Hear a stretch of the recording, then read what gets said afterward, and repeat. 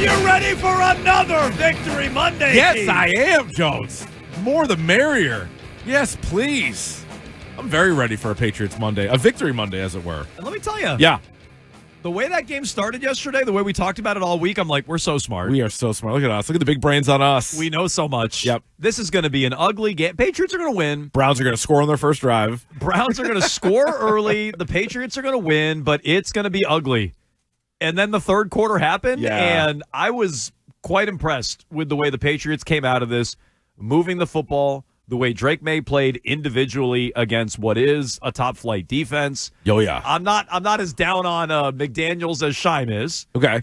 So I'm even willing to give McDaniels rather a little bit of credit for what went on yesterday with Travion Henderson, which we can get into. And, yeah, I thought that was going to be an ugly, low-scoring, maybe even poor performance by the offense where you came out of it and you're like, okay, they went against a real defense. What did we learn about this team? And instead, they blew doors in the second half and they dominated a Browns team yesterday. Yeah, I mean, well, at the half, it was that. It wasn't just the first quarter. It was 9-7 at the half. You don't see a lot of games where it's 9-7. And, you know, they were losing most of the first half. They were. And, you know, they couldn't get it in the end zone. And thankfully, Borregales hit all those field goals. I'll tell you, you were asking about the confidence level in him a few weeks ago, and I'm like, well, it's better than it was week 1 and week 2. Like, I felt a little bit better as it went. But even still, I was like, rookie kicker, you're putting a lot on him early. But anyway, he makes all his kicks. And then, the floodgates open in the third quarter. But I'll tell you, it was really after maybe the Browns' second possession where I was like, oh, this is the formula. The Patriots defense, they struggle on that first drive, and then they lock a team down. And so at that point, I was like, the Pats aren't going to need to score a ton of points.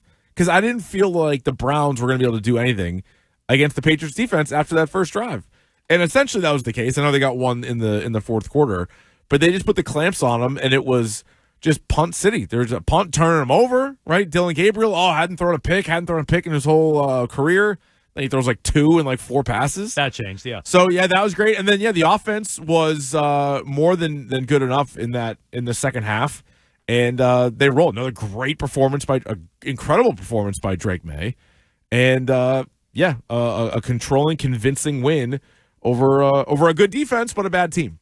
Sticking with Drake May for a moment, he joins, and I'm reading a tweet here from the NFL. Each week, this is crazier and crazier. He joins an elite club of quarterbacks with 200-plus passing yards and a 100-plus passer rating in 7+ consecutive games. Thank you. So 200 or more yards, 100-plus passer rating, 7 consecutive games.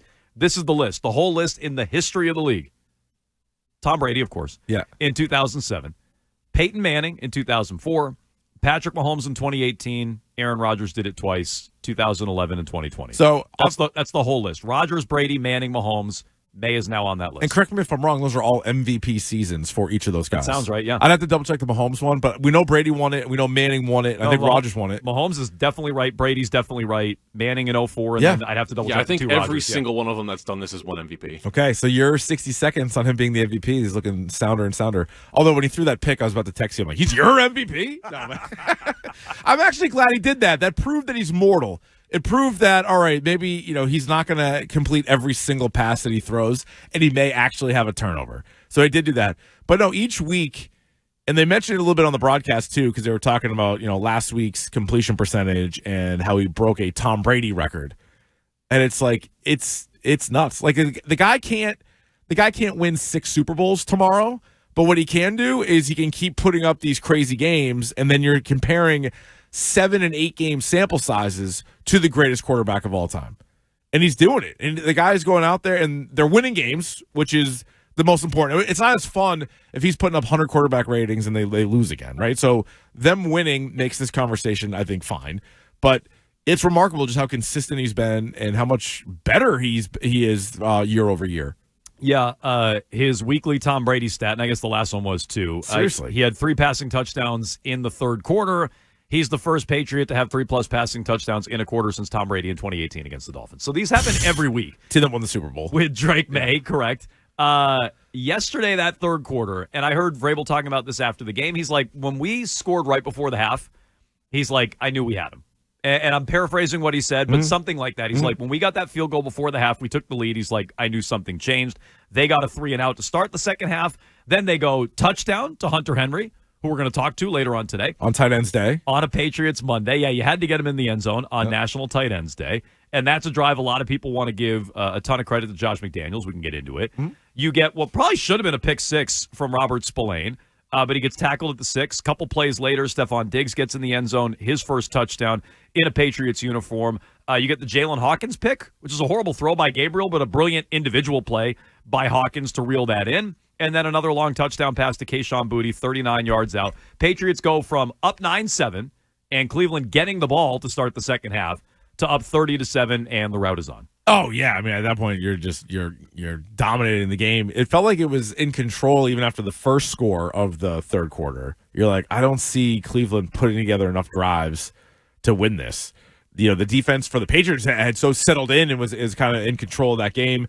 Quinshon Judkins did nothing. Nothing. To the point where they'd stop even giving him the ball. They're like, what's the point?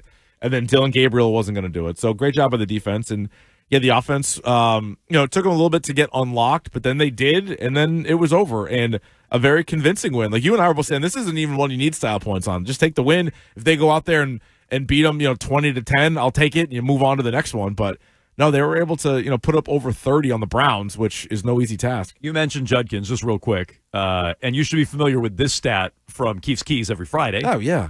But the Patriots are the only team since 1950 to go the first 8 games of the year without allowing an opposing running back to reach 50 yards in a game. This is like the old Williams Wall on the Minnesota Vikings back in the day. The only team since 1950, forget the Super Bowl era, 1950 to not let a running back on the other side. 75 years of this great league. And Judkins has been great this year. Yeah, he has. He's had a lot of big games. And they limited him. They limited that whole run game. So a big-time win by the Patriots. That third quarter, I think, crystallizes a lot of it. Yeah. You can talk about it all day long here on Jones and Keefe. It is a Patriots Monday. We'll talk to Hunter Henry. We'll talk to Christian Ellis. We'll go through Week 8 in the NFL. What happened at 11:30, plus all your phone calls, 617-779-7937. Keith, how good can the offense be, and who is stopping this offense led by Drake May? If Cleveland and their defense can't do it, with Myles Garrett racking up a franchise record career-high 5 sacks. I love how everybody's like, Myles Garrett dominates everybody, which he does. Yeah. He doesn't set franchise records against everybody. Sacks. The Patriots have never given up 5 sacks to a player before. So that guy and that defense, which has been playing at a very high level, if they can't stop Drake May and this offense, who can? Yeah, I got news for you, Jones. No one. No one can, because that defense was such a challenge. Vrabel talked about it last week. You have the best defensive individual player in the league, and he showed up and had a great game. You also have the sticky secondary that he talked about. Oh man, what I heard about. They talk about that? A lot of secondary stickiness. But they have good players at every level on that defense. So that is as tough of a challenge overall as you're going to face, right? And so they went out there, and to have that kind of success, to put up those kind of points, you spread the ball around. A bunch of guys were involved in the pass game. Travion Henderson, I know he had the fumble, but he had his best game as a runner. So you put all that together, there's a lot of encouraging stuff from that game. So look, I think that's your key takeaway is the offense against a defense like Cleveland. Oh yeah. And they held the Patriots in check for a half, and then it all blew wide open in the third quarter. That's your key takeaway, brought to you by Pepsi, the official soft drink of the New England Patriots. It is a Patriots Monday here on Jones and Keefe. We can get more into Drake May and his day in a big win for the Pats, 32-13 over the Cleveland Browns. But we are joined now, as we are every Patriots Monday, by Patriots tight end Hunter Henry. He's brought to you by Drains by James, Eastern Mass's top provider of drain and sewer cleaning and repair. By Shaw's and Star Market. You can look for the new lower prices, everyday tags throughout the store, and save on the items that you buy most. And by Verizon, the New England Patriots, powered by Verizon 5G. Hunter Henry, how we doing this week? Good, fellas. How are y'all? We're doing great. Happy, and we're a day late. Happy National Tight Ends Day yesterday. Congratulations on getting in the end zone. And should you try telling Drake just before the game, every day is National Tight Ends Day? Just give him a little reminder. Of course, man. But especially on National Tight End Day, you got to try to get the boys somebody in the end zone. So yeah, it's good to touch a little paint yesterday. I know the quarterback from time to time will buy stuff for the offense. So did they get you anything on National Tight Ends Day? Should that be a new tradition? Yeah.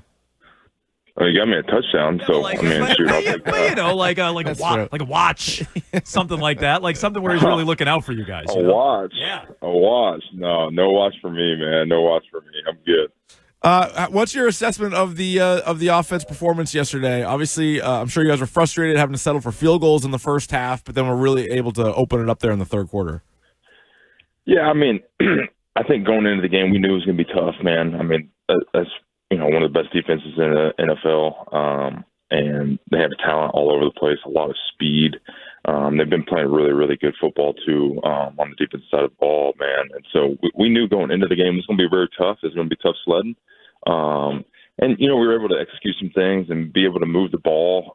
Obviously, we were frustrated at half just not being able to finish a couple of those drives, but knew we were close and just needed to break through. And came out of the half strong, and defense kind of got us started with 3 and out, and then being able to take that ball all the way down the field was huge, and just punching one in was definitely kind of big for our momentum, big for the the team. But I mean, obviously going against that defense, you kind of felt like you had to grind one out yesterday.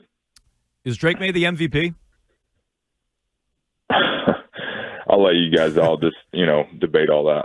But he's a talented dude. I love playing with him. Did you hear the chants yesterday? I did not. Honestly, you get so caught up in the game, it kind of gets tough to you pay attention to some of that stuff. I mean, he's for sure on the short list for MVP. That's for sure. Halfway through the season, I would assume Myles Garrett is going to be at the top of the list for Defensive Player of the Year. What do you say about a guy like that who was really kind of in his zone? I mean, he had 5 sacks, which is a career high for him. But you guys are running all kinds of different stuff against him. Just take us through trying to make adjustments and just doing the best you can to slow him down. Yeah, I mean, shoot, I look at myself first. I mean, I got to be better in some aspect just to help out in any aspect.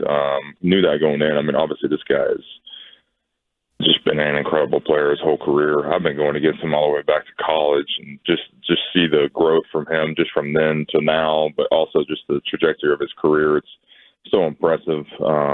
He's just a supreme talent. You don't see a lot of many guys like that come in the league and have the success he's had. So props to him, man. He just competes, plays his tail off, and you gotta just tip your hat to him and salute him and have a lot of respect for how he plays the game. You guys were introduced individually before the game yesterday. It's the first time in a while that's happened around here. What'd you think of the individual player intros? Yeah, it was pretty disorganized. First time for a long time. So hopefully we can clean that up and bring a little bit more juice in the stadium and get the fans going. Do you have a favorite Halloween candy, Hunter? And or what are you guys giving out at your house this weekend or this Friday? My wife's in charge of the candy. Okay. Usually she'll probably get some good stuff. I'm over the years I'm a little bit more like the Reese's. Probably I'm more of a Reese's guy. I love that's probably my favorite. Do the kids or have just good old Snickers? Yeah, you can't go wrong with Snickers. Nice. I agree with you. Your kids have the costumes picked out? We got the costumes picked out. Yeah, we're ready to roll. What do you got? We're going to be a bunch of superheroes. So my son is big into Spider-Man right now. So he's going to be Spider-Man. I'm Captain America. My wife is, I think, like Black Widow. All right. And then my daughter is we were trying to think of the other female superhero, so I think she is Wonder Woman. Very good. How about that? Good. Wow, good, a good family theme. Do you guys do that every year, or is that just this year? Yeah, I think honestly this will probably be our last year where we can do a family thing because my son's going to, be the one-off after this year. Yeah. He'll want to pick something probably that we can't really plan for everybody to do. But, it'll be fun. All right. Well, you know what time it is. It is time now for the Hunter Henry Surprise Question of the Week. It's time for the Hunter Henry Surprise. Henry, touchdown. Whoa. Surprise, Sydney. Hey, surprise. Surprise, Surprise. We wasted the good surprise on you. Y'all digging for the surprise in the day, huh? Question of the week. All right, here we go. Once again, on a scale of 1 to 85, 85 being the most surprised you've ever been. 1, you weren't surprised at all. Hunter Henry, how surprised were you when Mike Tyson lost a boxing match to Jake Paul? I would say probably probably 25. I was surprised. And that was the Hunter Henry surprise question of the week. We're running the gamut with they're all with sham the fights. range. Yeah, I'm with him. I was not that surprised. You weren't all he that was. I think shocked. I think he was the underdog going in. Tyson was. Okay, well, Hunter Henry, we appreciate it every Monday here on a Patriots Monday. Good luck this weekend, taking on the Atlanta Falcons, and we'll talk to you next week. All right, fellas. Appreciate it. Thank you, Hunter. Hunter Henry on a Patriots Monday here on Jones and Keefe. Tight ends were scoring like crazy yesterday. Even the Browns' 2 touchdowns were both tight ends. Correct. And Yeah, then you think Goddard, Kraft. I think the Patriots just let that happen. They're like, hey, We got to do it. we respect Tight tight ends. end National Tight Ends Day, so we're going to let them get in the end zone. Yeah. Get one out of the way early. Fannin. We'll give you one late. Njoku. And then in the meantime, we're going to rack them up. Yeah. I wonder if quarterbacks should, beyond just touchdowns, start giving their tight ends gifts. Gifts? Yeah. Yeah, it is weird because where do they kind of fit in? They kind of get lost in the shuffle. It's like half almost like an O-line, anniversary. half wide receiver. It's almost like an anniversary, Keith. Yeah. I mean, it's a quarterback tight end anniversary, really. It's true. And then each year is a certain thing, right? Like 1 year it's copper, 1 great year it's call. gold, 1 year it's wood. Then you got to keep you got to keep track Every of year's that. wood, am I right? But no, there's You got to keep track of that with You all the do. different tight ends, though. yeah, sorry, Nick. There's seriously. cotton. They're all different ones. You're married long enough, you start giving them rocks from the ground. There's like nothing left. You guys can discuss all day long. Bunch of you waiting patiently to talk about the Patriots' 32-13 win over the Cleveland Browns. We were just getting into who can stop this offense. If the Cleveland defense isn't going to do it, with Myles Garrett racking up a franchise record in sacks, and they're not going to limit Drake May, who's going to do it? Meanwhile, we asked Hunter Henry, and he didn't answer. But who the MVP is it Drake May? He was getting MVP chance yesterday. So let's get into that.